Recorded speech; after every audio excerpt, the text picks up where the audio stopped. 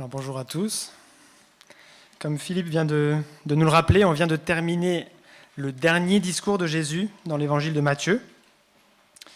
Est-ce que vous vous rappelez combien il y en a des discours ? 5. Bien joué. Celui-ci est le dernier, le discours sur le mont des Oliviers, qui nous a parlé de la fin des temps, de l'absence de signes pour le jour et l'heure du retour de Jésus. Et on était appelés à veiller, à prier, à rester vigilants, tout en continuant à vivre nos vies quotidiennes sur la terre pour la gloire de Dieu. Et alors le premier verset du passage d'aujourd'hui, là, donc on est au début du chapitre 26, confirme que les discours de Jésus sont terminés. Il dit, lorsque Jésus eut fini de donner toutes ses instructions. Alors pourquoi je dis que ça confirme que c'est fini ? C'est que en fait, à la fin de chaque discours, Jésus a fini par une phrase a continué par une phrase qui ressemble. Lorsque Jésus quelque chose. D'ailleurs, est-ce que vous vous rappelez du premier discours ? C'était quoi ? C'est le plus connu, le sermon sur la montagne, avec les béatitudes, le Notre Père, l'appel à être sel et lumière et tout ça. Et là, juste après, il avait dit « lorsque Jésus fut descendu de la montagne ». Puis il y avait eu le deuxième discours, celui du discours missionnaire au chapitre 10, où Jésus envoie les 12 disciples en mission. Et après ça, il y avait « lorsque Jésus eut fini de donner ses instructions à ses 12 disciples ». Et puis le troisième discours, c'est un discours qu'on dit de paraboles, plein de paraboles. Vous vous rappelez de celui du semeur peut-être, ou du bon grain de l'ivraie, du grain de moutarde, du levain, la parabole de la perle de grand prix. Toutes ces paraboles au chapitre 13. Et après ça, il y avait lorsque Jésus eut fini de dire ces paraboles. Après, il y avait le discours. Là, on arrive sur des choses un peu plus connues, parce que tout ça, le début, on l'avait fait il y a plus d'un an. Et là, on arrive dans quelque chose il y a quelques mois. Le discours sur l'Église, ça c'était chapitres 18 et 19, où Jésus prépare ses disciples à vivre ensemble la vie de communauté. Et l'Église Ecclésia, qui est citée dans le texte, c'est le discours des relations fraternelles, de la vie communautaire, de la discipline d'Église, peut-être vous en souvenez, de l'humilité et du pardon. Et après ça, il y avait de nouveau, lorsque Jésus eut fini de prononcer ces paroles, et puis le texte continue. Et là, on arrive donc au dernier discours, celui sur le mont des Oliviers.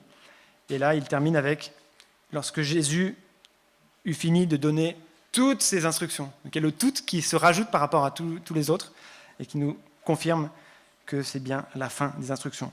Alors j'ai dit tout ça, pas juste pour ça, mais je trouve que c'est un beau moyen de se rappeler des 5 discours de Jésus.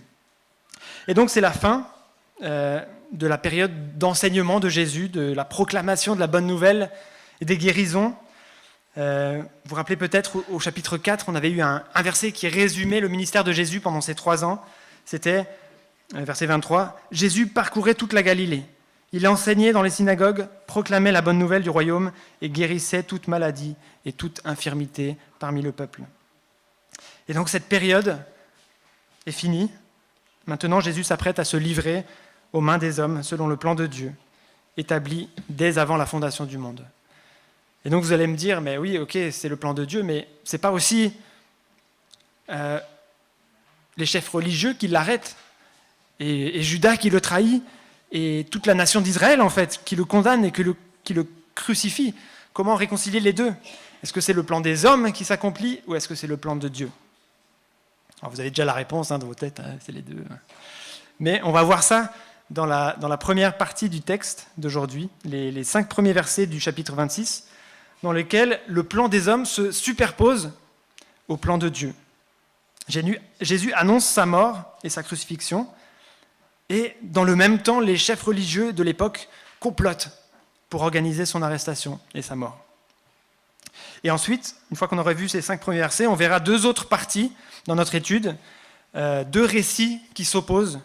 Celui de la femme qui va sacrifier un parfum de grande valeur par amour pour le Christ, et le récit de Judas qui va sacrifier Christ par amour pour lui-même. Versets 14 à 16. Un immense contraste qui, j'espère, pourra parler à nos cœurs. Alors je vous propose de commencer en lisant le texte du jour. Donc c'est les versets 1 à 16 du chapitre 26 de Matthieu. Page 639 dans les Bibles blanches. Lorsque Jésus finit de donner toutes ses instructions, il dit à ses disciples, « Vous savez que la Pâque a lieu dans 2 jours et que le Fils de l'homme sera arrêté pour être crucifié. » Alors, les chefs des prêtres, les spécialistes de la loi et les anciens du peuple se réunirent dans la cour du grand prêtre, appelé Caïphe, et ils décidèrent d'arrêter Jésus par ruse et de le faire mourir. Cependant, ils se dirent que ce ne soit pas pendant la fête, afin qu'il n'y ait pas d'agitation parmi le peuple. Verset 6, comme Jésus était à Béthanie, dans la maison de Simon le lépreux, une femme s'approcha de lui avec un vase qui contenait un parfum de grand prix. Pendant qu'il était à table, elle versa le parfum sur sa tête. À cette vue, les disciples s'indignèrent et dirent « À quoi bon un tel gaspillage ? On aurait pu vendre ce parfum très cher et donner l'argent aux pauvres. » Le sachant, Jésus leur dit « Pourquoi faites-vous de la peine à cette femme ? Elle a accompli une bonne action envers moi. En effet, vous avez toujours des pauvres avec vous, mais vous ne m'aurez pas toujours. En versant ce parfum sur mon corps, elle l'a fait pour mon ensevelissement. Je vous le dis en vérité, partout où cette bonne nouvelle sera proclamée dans le monde entier, on racontera aussi en souvenir de cette femme ce qu'elle a fait. » Alors, verset 14, dernière partie. « Alors l'un des 12, appelé Judas l'Iscario, alla vers les chefs des prêtres et dit « Que voulez-vous me donner pour que je vous livre Jésus ?» Ils lui payèrent 30 pièces d'argent. Dès ce moment, il se mit à chercher une occasion favorable pour trahir Jésus.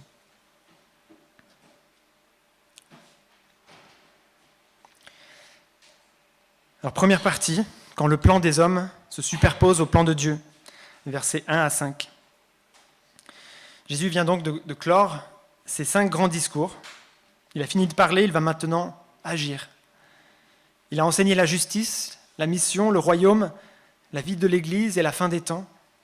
Et maintenant, le Maître se tait pour laisser place au Sauveur. Et donc on a d'abord le plan de Dieu. Verset 2, Jésus dit à ses disciples, « Vous savez que la Pâque a lieu dans 2 jours et que le Fils de l'homme sera arrêté pour être crucifié. » Je ne sais pas si les disciples savaient réellement, s'ils avaient compris tout ce que Jésus leur avait déjà dit, mais en tout cas, Jésus leur annonce, là, dans 2 jours, c'est la Pâque et je vais être crucifié. Et c'est la toute première fois dans l'Évangile que Jésus fait un lien explicitement entre sa mort et la fête de la Pâque. Et pourquoi est-ce que c'est important ?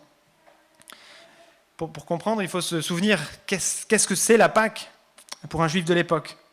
C'est une fête en mémoire de la délivrance d'Égypte, le moment où le sang de l'agneau sur les linteaux des portes, vous vous rappelez, a permis à la mort de passer par-dessus les maisons des Israélites. Et en choisissant ce moment précis, Jésus signe sans détour son identité. Il est lui-même l'agneau ultime. Le plan de Dieu a été établi dès avant la fondation du monde. La crucifixion, ce n'est pas un échec où le plan des hommes s'est accompli et Jésus, Dieu en a profité pour... Non, pas du tout. C'est le moment où Jésus revêt sa fonction de prêtre, de sacrificateur, et pas seulement, il devient aussi lui-même le sacrifice. L'apôtre Paul dira plus tard dans Galates 3,13 que Christ nous a rachetés de la malédiction de la loi, étant devenu malédiction pour nous. Pour que nous soyons libres, il fallait que lui soit livré, soit crucifié. Et ce mot « arrêté » dans la seconde 21, ou « livré » dans d'autres traductions, va d'ailleurs cadencer tout le récit.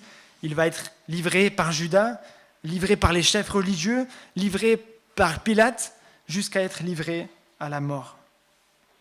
Mais derrière ces mains humaines, c'est Dieu, c'est le Père qui livre son Fils par amour et le Fils qui se livre par obéissance. Il ne s'enfuit pas, il ne retourne pas en Galilée, se cacher dans les collines.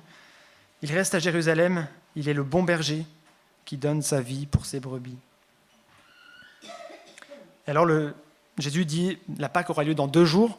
Donc, pour se situer par rapport à la semaine qui précède la crucifixion, la mort et la résurrection de Jésus, on est probablement le mercredi. Si Jésus meurt le vendredi, le jour de la Pâque, là on est mercredi. On verra tout à l'heure qu'il y a peut-être un saut en arrière, chronologiquement, plus tard. Mais, donc voilà, on a là Jésus qui annonce le plan de Dieu, établi depuis la fondation du monde. Et on a maintenant le plan des hommes, au verset 3. C'est comme si on voyait l'envers du décor. Nous passons de la clarté de la prophétie de Jésus, qui annonce sa crucifixion, le plan de Dieu qui va s'accomplir, à l'ombre de la cour du grand prêtre Caïphe, là où les chefs des prêtres et les anciens complotent, essayent de mettre en œuvre le plan des hommes. C'est ici qu'on rencontre Caïphe, un personnage clé, un politicien habile qui était nommé à l'époque par les Romains et qui a tenu 18 ans à la tête d'Israël, ce qui est plutôt une prouesse à l'époque, instable où il était. Et alors Caïphe, donc c'est le grand prêtre. Il faut se rendre compte que c'est le grand chef, on pourrait dire, de la nation. C'est le grand chef spirituel d'Israël, celui qui est censé représenter Dieu pour les Israélites. C'est lui qui aurait dû, le premier, reconnaître Jésus comme le Messie. Mais au lieu de cela, il orchestre son arrestation et son exécution. Et le psaume 31, verset 14, l'avait prophétisé. Ils se concertent ensemble contre moi, ils complotent de m'ôter la vie. Leur plan est assez simple. Ils veulent l'arrêter, alors par ruse, dit le texte, et le faire mourir. Qu'est-ce que ça veut dire par ruse ? Le mot signifie quelque chose de discret, de secret. Pourquoi ? Parce qu'ils craignent la foule qui admire Jésus. Vous vous rappelez sûrement que quelques jours avant, le dimanche, Jésus est rentré en vainqueur, on pourrait dire, dans Jérusalem. Il a été accueilli avec panache, avec gloire. Les gens étaient fans de lui, on pourrait dire. Les débats de Jésus dans le temple qui ont suivi avec les pharisiens, pour ceux qui étaient là à Fény, vous vous rappelez peut-être du 4-0. Ils lui ont donné peut-être encore plus de support. Alors, ces chefs religieux s'imposent une contrainte, que ce ne soit pas pendant la fête, afin qu'il n'y ait pas d'agitation parmi le peuple. Verset 5. Ils veulent se débarrasser discrètement de Jésus, de préférence en dehors du temps de la fête, pour ne pas faire trop de remue-ménage, et pour se débarrasser de ce trouble fête, celui qui est en train de tourner la tête de tous leurs fidèles. Et c'est ici que l'ironie divine éclate. Les hommes disent « pas pendant la fête » et Dieu dit « ce sera précisément pendant la fête ». Vous voyez ce qui se passe ? Les chefs religieux pensent être maîtres du temps, des événements, de l'agenda, mais en réalité, même leur haine est canalisée par la volonté de Dieu. Et pour expliquer ça, j'aimerais vous lire une citation de Jean Calvin, qui a écrit ça il y a 4 siècles peut-être, un peu plus. Dans la mesure où cela était en leur pouvoir, ils voulaient retarder jusqu'à un autre moment. Mais contrairement à leur désir, Dieu a hâté l'heure. Il est très important pour nous de retenir que le Christ n'a pas été entraîné à l'improviste vers la mort par la violence de ses ennemis, mais qu'il y a été conduit par la providence de Dieu. Car notre confiance dans la propitiation est fondée sur la conviction qu'il a été offert à Dieu comme le sacrifice que Dieu avait déterminé dès le commencement. C'est pourquoi il a décidé que son Fils sera immolé le jour même de la Pâque, afin que l'ancienne préfiguration cède la place au seul sacrifice de la rédemption éternelle. Ceux qui n'avaient d'autre but que de détruire le Christ pensèrent qu'un autre moment serait plus approprié, mais Dieu, qu'il avait désigné comme sacrifice pour l'expiation des péchés, choisit le jour qui convenait pour mettre en contraste l'ombre et la réalité, en les plaçant côte à côte. Ainsi, nous jouissons d'une meilleure manifestation du fruit des souffrances de Christ. C'est très bien dit, je pense que c'est important de vous le partager. Et donc l'ironie est totale, presque tragique. Il y a Caïphe là et les prêtres qui officiellement doivent offrir les sacrifices pour le pardon du peuple durant la Pâque. C'est eux, pendant la Pâque, qui, le vendredi, vont égorger les agneaux de toutes les familles qui sont venues en pèlerinage à Jérusalem pour la fête de la Pâque, alors qu'au même moment, Jésus, sur la croix, l'agneau parfait, est en train de se sacrifier lui-même. Lui, le seul sacrifice capable d'ôter réellement le péché du monde. Ils pensent commettre un meurtre en faisant mourir Jésus, et ils sont en train de célébrer, malgré eux, la Pâque la plus importante de l'histoire. Comme l'a dit Joseph à ses frères dans la Genèse, vous aviez médité de me faire du mal, Dieu l'a changé en bien.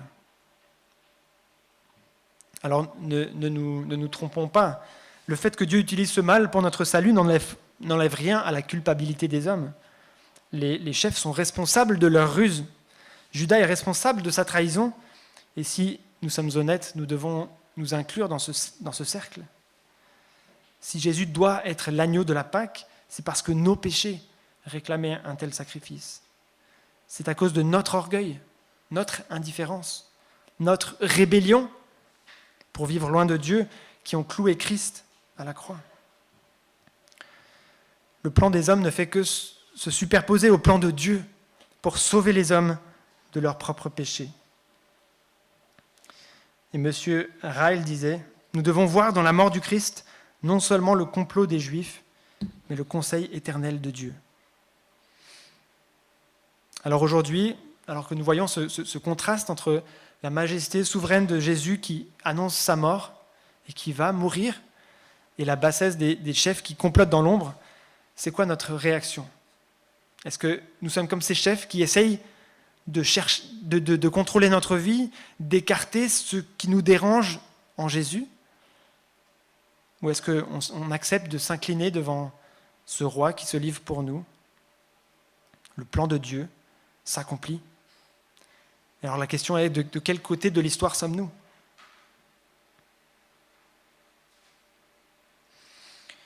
Et alors maintenant qu'on a vu cette superposition des plans divins et humains, Matthieu va nous montrer deux individus qui réagissent personnellement à cette mort imminente. Une femme qui donne le plus précieux de ce qu'elle a, et un homme qui vend le plus précieux des hommes. Donc on arrive dans notre deuxième partie, sacrifié par amour pour Christ. Alors là, on quitte les complots de la cour de Caïphe pour se rendre à Béthanie, à quelques kilomètres de Jérusalem. Et le contraste est saisissant. Chez le grand prêtre, on respire l'odeur nauséabonde de la trahison. Et là, ici, chez Simon le lépreux, la maison va être saturée de parfum, d'un parfum de grand prix.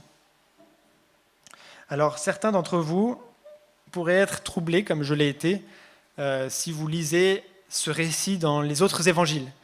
Le récit de l'onction d'une femme qui oint de parfum Jésus, elle n'est pas que dans Matthieu, elle est aussi dans Marc et dans Luc et dans Jean. C'est un de ces rares textes qui se trouve dans les 4 évangiles. Et chez Luc, ça se passe en Galilée, pas à Béthanie, près de Jérusalem. Ça se passe dans la maison de Simon le pharisien, pas Simon le lépreux, avec une femme pécheresse, Marie, qui pleure aux pieds de Jésus. Ça, c'est Luc. Et puis dans Jean, ça se passe aussi à Béthanie, comme pour Matthieu et pour Marc. Donc Matthieu et Marc, c'est vraiment pareil, là, il n'y a pas de problème. Mais dans Jean, ça se passe aussi à Béthanie, mais il identifie la femme comme étant Marie, la sœur de Lazare. Et le timing semble différent. Dans Jean, il parle de 6 jours avant la Pâque, alors qu'ici, on semble être 2 jours avant la Pâque. Alors qu'est-ce qu'on fait de toutes ces différences ?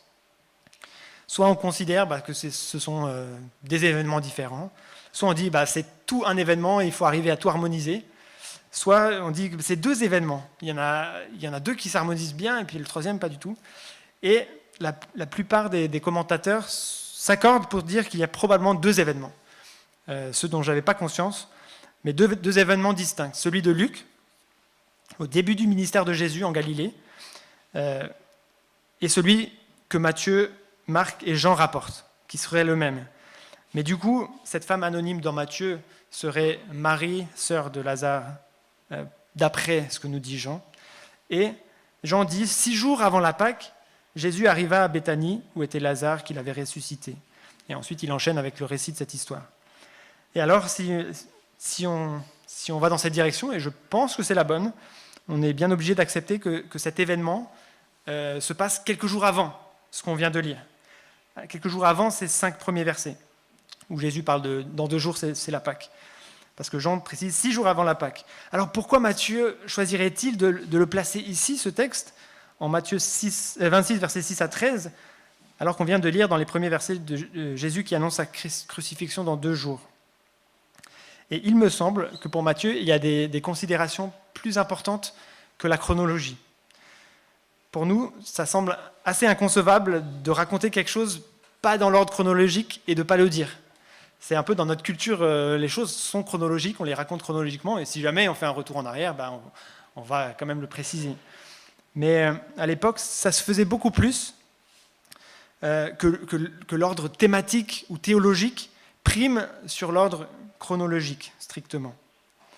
Et je pense que d'un côté, Matthieu semble vouloir placer l'emphase sur ce récit de la femme qui oint Jésus avec du parfum, en le plaçant au centre d'un chiasme. Je ne sais pas si vous vous rappelez ce que ça veut dire un chiasme. C'est une structure qui arrive souvent dans les textes de l'Ancien Testament, mais aussi du Nouveau Testament, où on a un élément central qui est entouré d'un élément de chaque côté dans le texte, donc dans les lignes, dans les versets, qui raconte un peu la même chose ou qui est du même thème, et puis d'un autre élément qui se ressemble avant et après, et ça fait comme un entonnoir vers l'élément central. Et ici, on a aussi quelque chose qui est comme ça. Au verset 1 et 2, on a qu'on s'approche de la fête de la Pâque. Jésus qui nous dit c'est la Pâque qui arrive.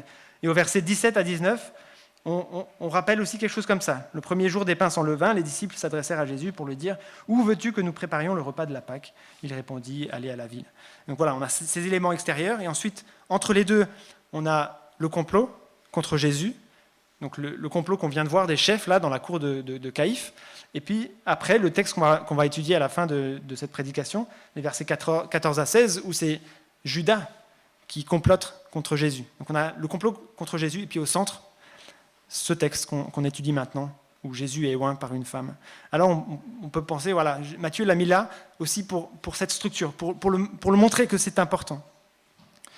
Et puis d'un autre côté, Matthieu veut insister sur le symbolisme que représente cette onction. Jésus lui-même l'explicite, « En répandant ce parfum sur mon corps, elle l'a fait en vue de ma sépulture », au verset 12. C'est un geste prophétique que cette femme fait, qui accomplit une double onction.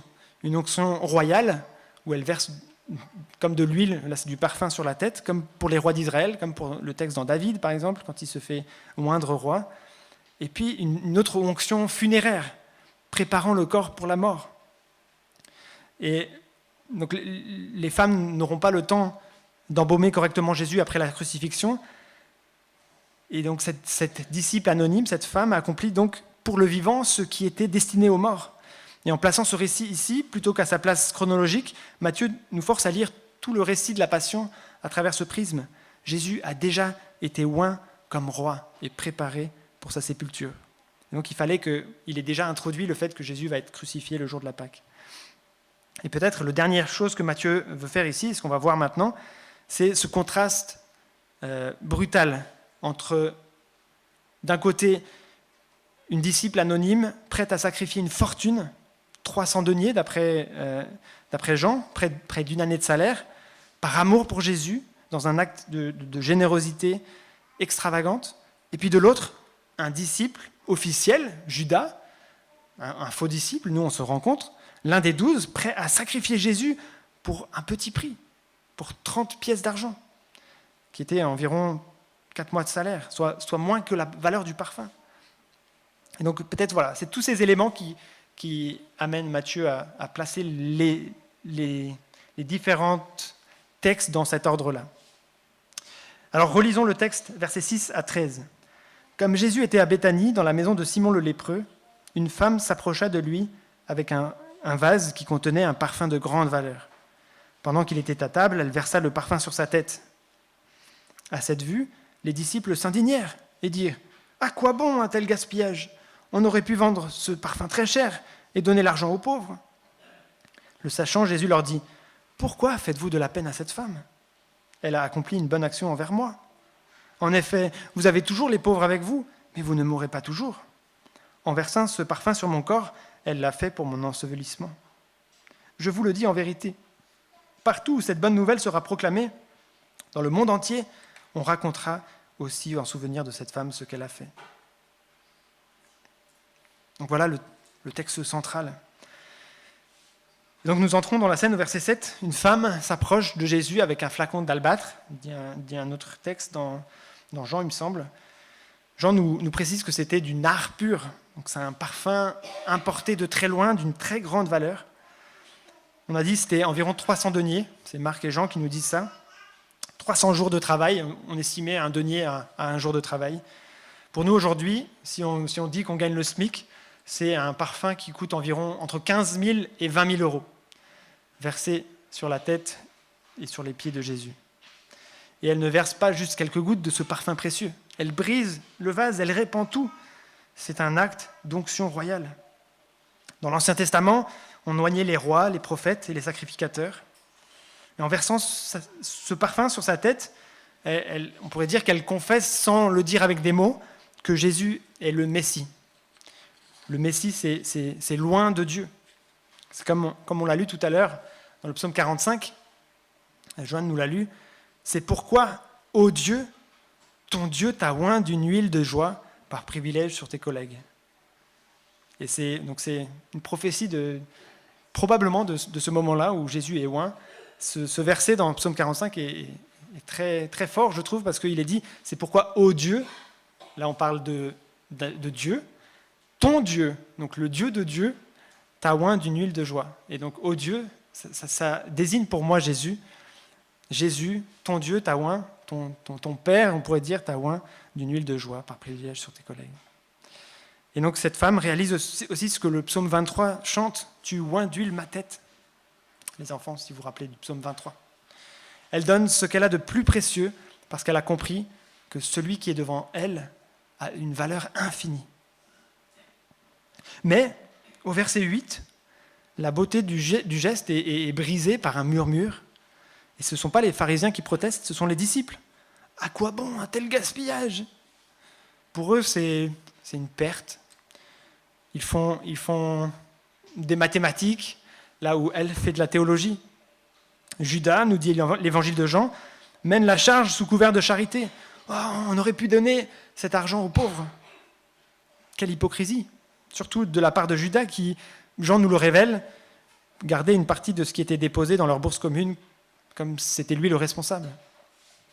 Et en réalité, ils sont quelque part en train d'insulter le Seigneur, en disant que ce parfum est gaspillé sur Jésus, c'est dire que Jésus ne mérite pas un tel investissement. Ils sont en train de dire, ouais, Jésus, quand même, 15 000 euros, c'est quand même un peu beaucoup pour toi. Et c'est une leçon pour nous aujourd'hui. On veut se consacrer à fond pour Dieu, et parfois, certains vont voir d'un mauvais œil. Charles Spurgeon, il dit, « Lorsque vous faites de votre mieux, avec les motifs les plus purs, et que votre Seigneur accepte votre service, ne vous attendez pas à ce que vos frères approuvent toutes vos actions.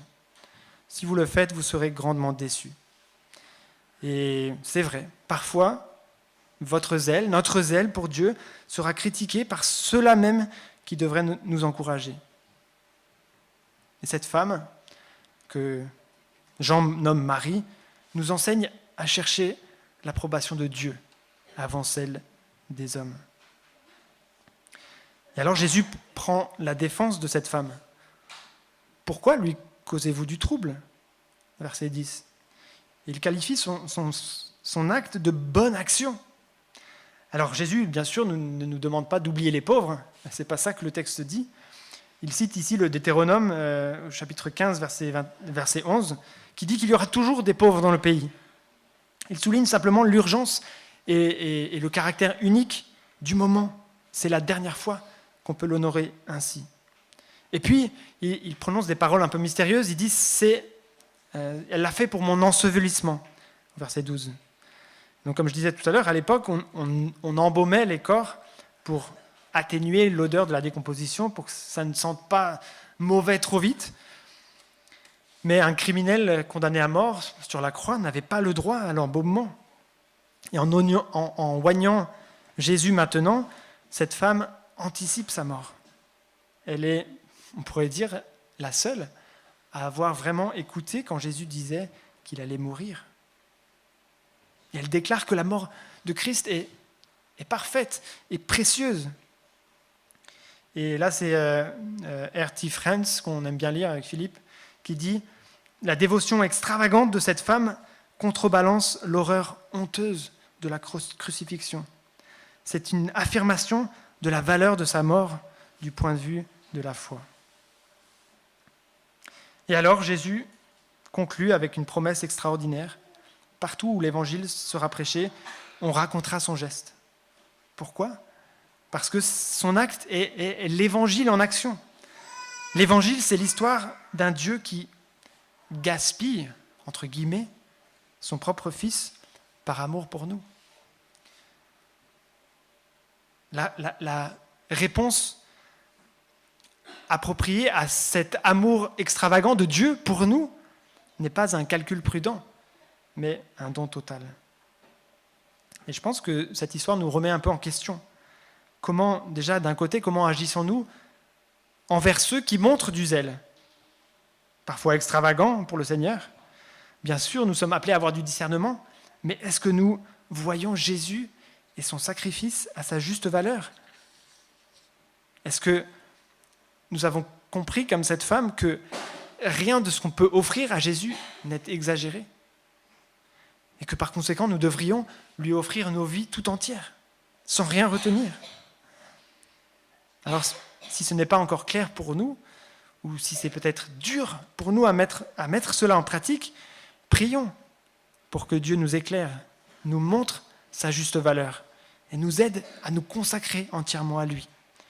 Rien n'est trop beau ou trop cher pour Jésus.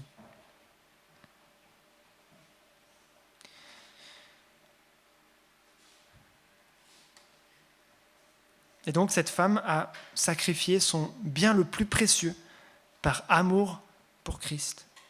Et à l'opposé, nous allons maintenant voir un homme, Judas, qui s'apprête à sacrifier Christ par amour pour lui-même. Sacrifier Christ par amour pour soi. Troisième partie. Et donc là, on a vu cette onction magnifique à Béthanie. Le texte bascule à nouveau, vous voyez, vous vous rappelez du chiasme, de l'entonnoir, à nouveau, dans l'ombre, avec un seul mot, alors. Alors, l'un des 12, appelé Judas l'Iscariote. C'est le lien qui fait le lien entre l'amour de cette femme et l'acte de trahison de Judas. Et c'est peut-être ce gaspillage de parfum, cette reconnaissance de la mort de Jésus qui a été la goutte de trop pour Judas. On ne sait pas. Mais je vous relis les 3 versets, versets 14 à 16. Alors l'un des 12, appelé Judas l'Iscariote, alla vers les chefs des prêtres et dit : « Que voulez-vous me donner pour que je vous livre Jésus ?» Ils lui payèrent 30 pièces d'argent. Dès ce moment, il se mit à chercher une occasion favorable pour trahir Jésus. Alors Judas, ce n'est pas un étranger, ce n'est pas quelqu'un qui vient d'apparaître là dans le récit, c'est l'un des 12. Et c'est précisé dans le texte. Alors l'un des 12, appelé Judas l'Iscariote, c'est un intime, un proche, quelqu'un qui a vu les miracles et entendu les discours de Jésus. Et pourtant, il quitte la lumière de la table, là où il mangeait, pour se rendre chez les chefs des prêtres. Et sa question est cynique. Que voulez-vous me donner pour que je vous livre Jésus ? C'est fou. Et on peut noter l'inversion des valeurs. La femme se demandait « Qu'est-ce que je peux donner à Jésus ?» Et Judas se demande « Qu'est-ce que je peux gagner en livrant Jésus ?» Pour Judas, Jésus n'est plus un seigneur à suivre, mais une marchandise à vendre. Il ne recherche plus le royaume, il recherche son propre profit. Et c'est le signe tragique d'un cœur qui n'a jamais renoncé à lui-même, qui n'a jamais tout donné à Jésus.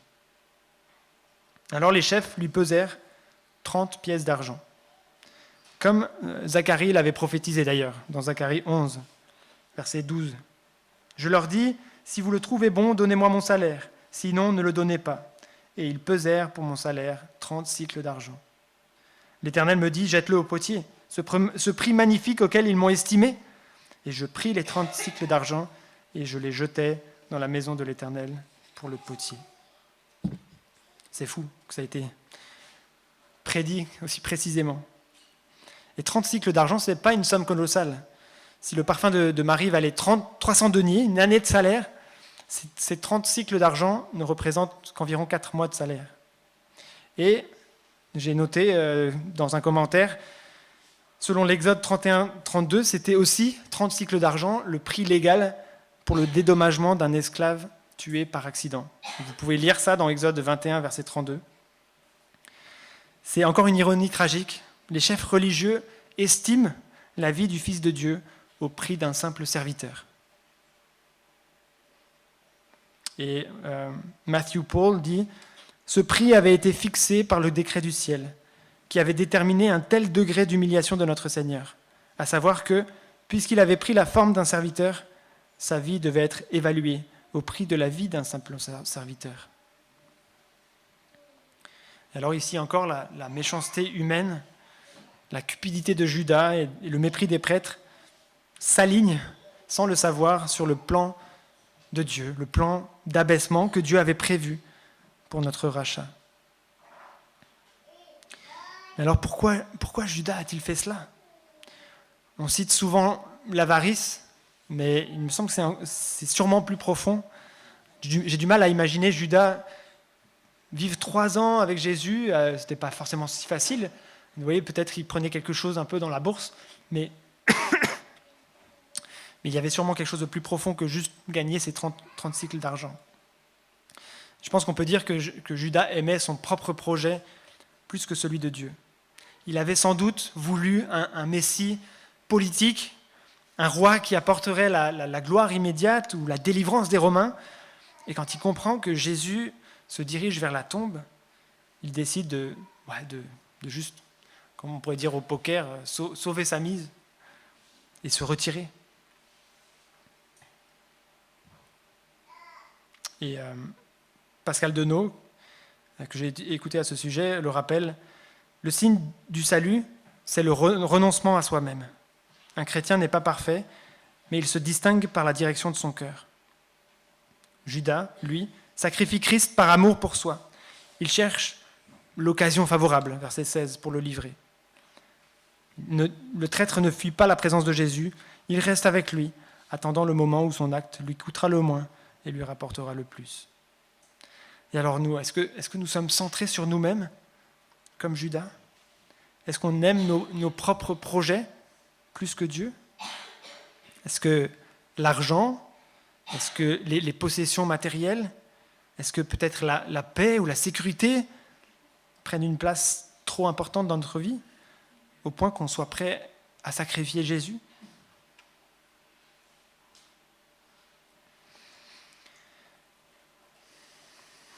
Je conclus. On est à la fin de ce passage extraordinaire, je trouve, qui nous a montré 3 attitudes face au Christ qui s'approche de la croix.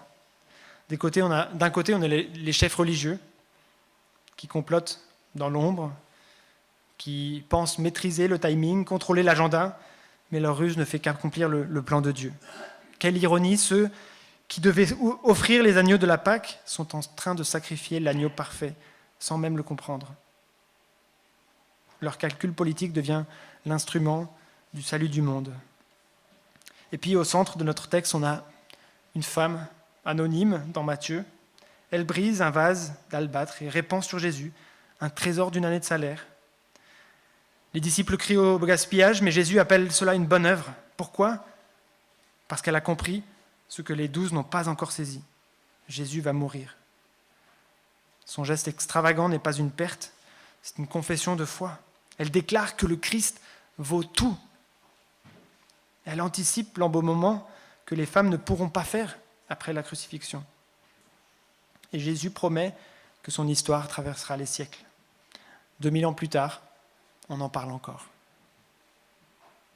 Et puis enfin, de l'autre côté, on a Judas, l'un des 12, celui qui a tout vu, tout entendu. Et pourtant, il demande « Que voulez-vous me donner pour que je vous livre Jésus ?» 30 pièces d'argent, le prix d'un esclave, moins que la valeur du parfum. Il sacrifie Christ par amour pour lui-même. Et alors, ce texte nous interroge. De quel côté sommes-nous ?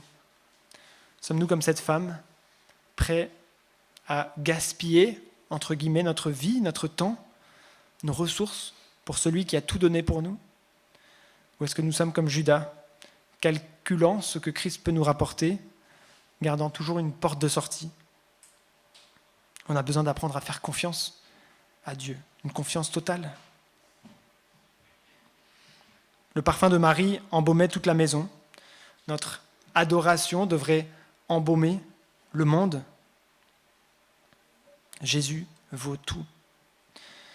Et voici la vérité glorieuse de ce passage. Pendant que les hommes complotaient, que Judas trahissait, que les disciples critiquaient, Jésus avançait volontairement vers la croix.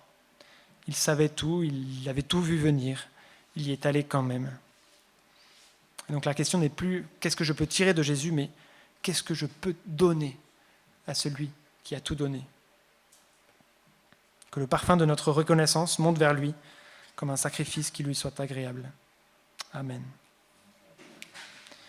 Je vais prier pour nous, et ensuite on pourra chanter encore un chant. Oui Seigneur Jésus, c'est émouvant de réfléchir à ce que tu as fait pendant ces jours-là. Oui Seigneur, tu as annoncé aux disciples que dans 2 jours, tu allais mourir, être livré, être crucifié, le jour de la Pâque. Et Seigneur, oui, c'est incroyable de penser que tout le peuple d'Israël était réuni là à Jérusalem pour célébrer la Pâque, pour célébrer la délivrance du pays d'Égypte,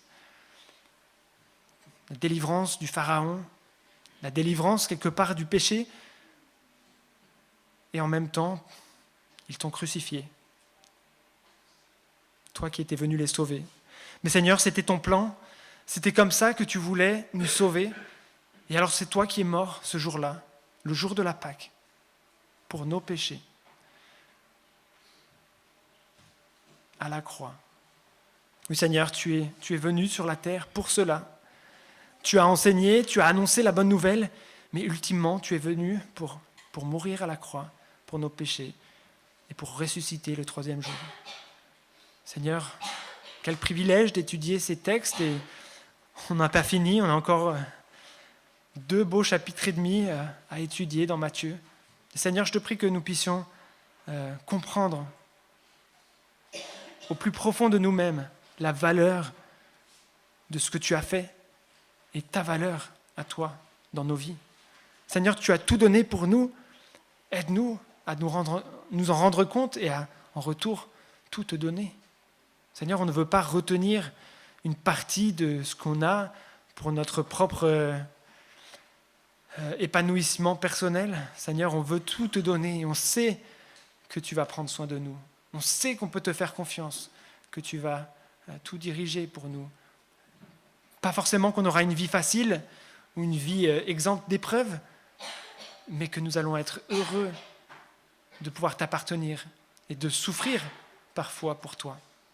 Seigneur, je te prie que nous puissions nous consacrer à nouveau, entièrement à toi, et être prêts à tout te donner, ne rien retenir. Seigneur, il n'y a rien qui soit pas assez précieux, ou trop précieux, pour toi, Seigneur. Je te prie que tu puisses nous aider, nous diriger. Et pour ceux d'entre nous qui ressemblons encore plus à Judas, permets-nous de faire volte-face. Permets-nous de nous repentir et de venir à toi, de te livrer nos vies pour t'appartenir pour l'éternité et accepter le sacrifice que tu as fait pour nous. Au nom de Jésus, je te prie. Amen. On va chanter le numéro 203. Viens m'apprendre à t'aimer.